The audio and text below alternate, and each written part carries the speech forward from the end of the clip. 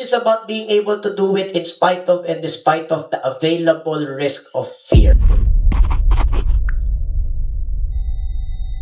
Courage zone. What is it called?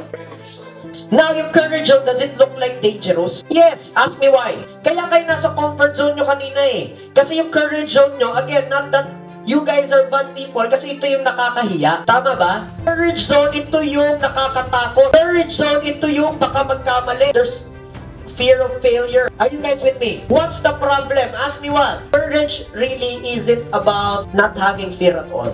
Lagi nyo nang naririnig to, cliche na to, pero totoo naman eh. Courage is about being able to do it in spite of and despite of the available risk of fear. Are you guys with me? Now, can I be honest with you? Yes or no?